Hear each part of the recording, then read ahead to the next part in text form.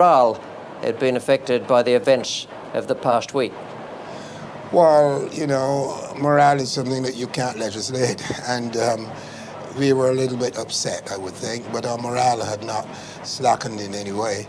I do believe that on tours, as you know, things can happen to upset the entire morale of the side, but you can take corrective measures, which we did.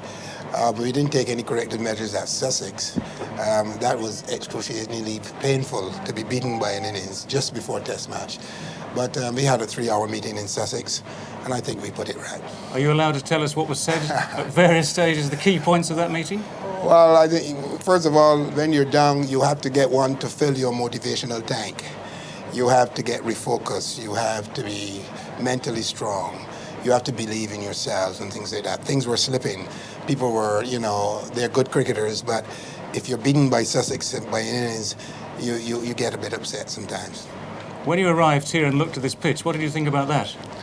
Well, it's like Jacob's coat of many colours, and therefore we thought that we would have to play on it.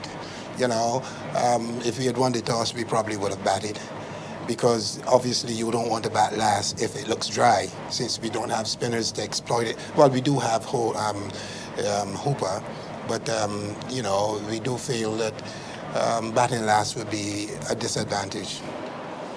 Well, I suppose it depends which team's batting last, but Geoff Boycott might have his own ideas on that. Well, England had a bad day. West Indies out-bowled and out-battered them. No doubt that the pitch was poor, uneven bounce all through the day. But quite frankly, the West Indies fast bowlers got more out of it than England. The West Indies fast bowlers are very tall men.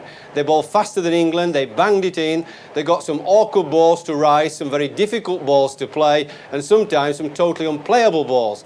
This must have played on the England batsmen's minds, because all in all, only one of those very difficult balls got an England batsman out.